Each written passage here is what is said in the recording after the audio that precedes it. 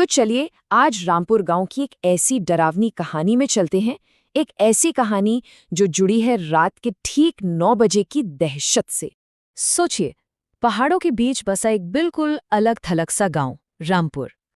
दिन में सब कुछ एकदम आम शांत सा लगता है, लेकिन जैसे ही सूरज ढलता है ना और घड़ी की सुइयां 9 के पास आती हैं, वहां की हवा में एक अजीब सा, एक अनकहा सा डर घुलने लगता है। और सुनिए, ये डर सिर्फ एक एहसास नहीं है, ये एक हुक्म है। हाँ, ये अल्फाज हैं गांव के सरपंच विक्रम सिंह के। उनकी आवाज में ना एक ऐसी सख्ती है, एक ऐसी गंभीरता कि साफ पता चलता है भाई ये कोई मजाक नहीं चल रहा, ये सीधे सीधे जिंदगी और मौत का सवाल है। तो रामपुर में जिंदा रहने का बस एक ही तरीका है, हर रात बिना चूके एक रस्म की तरह इन 4 सख्त नियमों को मानना। नियम नंबर 1, 9 बजने से पहले हर हाल में घर के अंदर। 2, सारी खिड़कियां कसकर बंद। 3, दरवाजे के बाहर नमक की एक लकीर, एक सुरक्षा कवच। और चौथा, और ये सबसे सबसे जरूरी है, चाहे कुछ भी हो जाए, चाहे कोई भी हो, दरवाजा मत खोलना।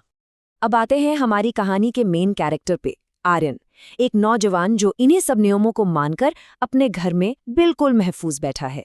पर तभी उस सन्नाटे को, उस खामोशी को एक दस्तक तोड़ती है।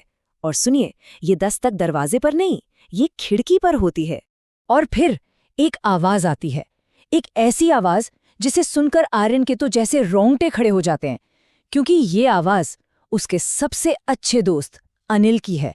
हाँ, वही अनिल जो पिछले 1 महीने से लापता था, जिसका कोई अता पता नहीं था। अब सोचिए आर्यन की हालत।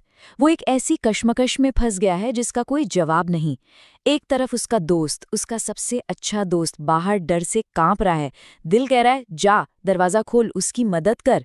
लेकिन दूसरी तरफ कानों में उसके पिता की वो चेतावनी गूंज रही है कि 9 बजे के बाद जो बाहर है वो इंसान नहीं रहता। आर्यन अपने जज्बातों पर काबू पा लेता है, वो दरवाजा नहीं खोलता। अगली सुबह जब सब शांत हो जाता है, उसके पिता यानी सरपंच विक्रम सिंह ये फैसला करते हैं कि अब वक्त आ गया है।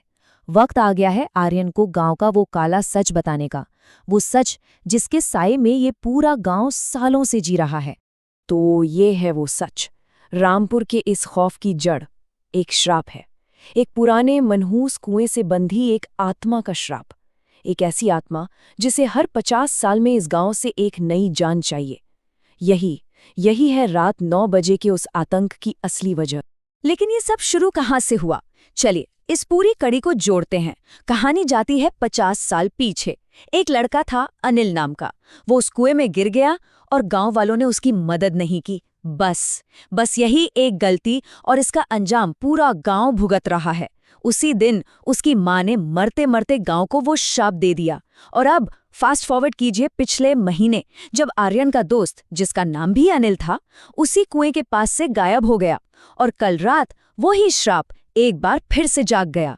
और ये आखिरी अल्फाज थे उस मां के। ये सिर्फ एक बद्दुआ नहीं थी, ये एक वादा था। एक वादा कि ठीक जैसे उसका बेटा अकेला तड़पकर मरा था, वैसे ही हर 50 साल में इस गांव का एक बच्चा उसका साथी बनेगा। हर 50 साल में गांव को वही दर्द, वही तकलीफ झेलनी पड़ेगी।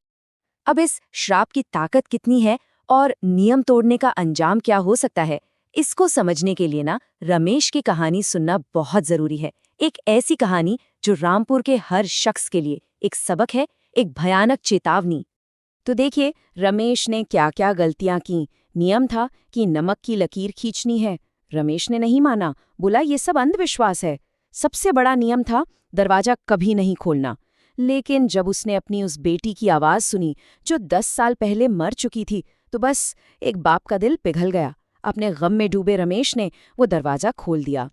और अंजाम भयानक था। अंधेरे से न जाने कितने हाथ निकले और उसे खींचकर रात में ले गए।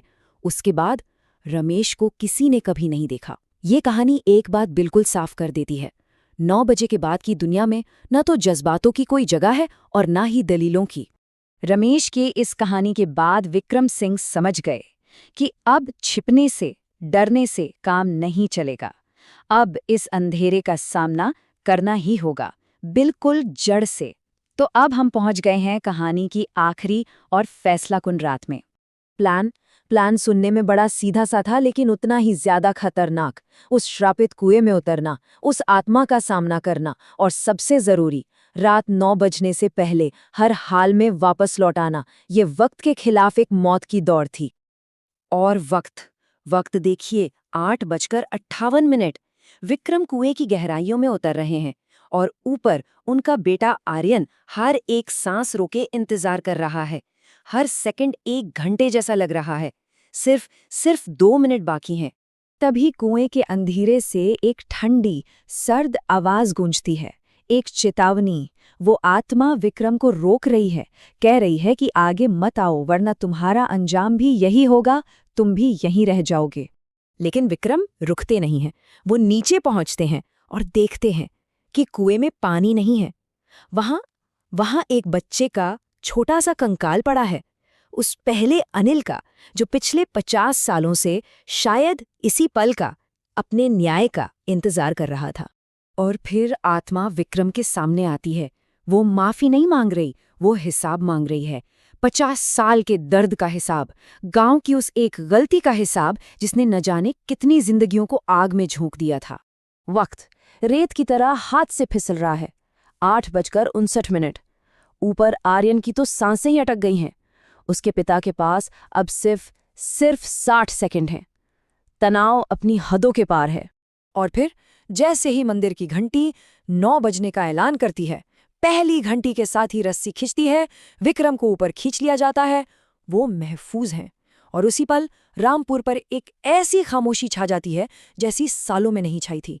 ये डर की नहीं, सुकून की खामोशी थी। श्राप टूट चुका था। कहानी यहाँ खत्म हो जाती है, श्राप भी टूट जाता है, लेकिन कुछ सवाल पीछे छूट जाते हैं हमेशा के लिए। जैसे कि रमेश का क्या हुआ? वो आदमी जिसने नियम तोड़ा था, क्या वो कभी लौटा? और आर्यन का दोस्त अनिल, क्या उसकी कोई खबर मिली? आखिर इस श्राप के टूटने की कीमत क्या थी? उस नई शांति के पीछे और कितने राज दफन हो गए? और आखिर में रामपुर की ये कहानी हमें बस इस एक सोच के साथ छोड़ जाती है। ये एक ठंडी सी, भयानक सी याद दिलाती है कि कुछ राज ही रहे तो अच्छा है, और कुछ दरवाजे हमेशा बंद ही रहने चाहिए।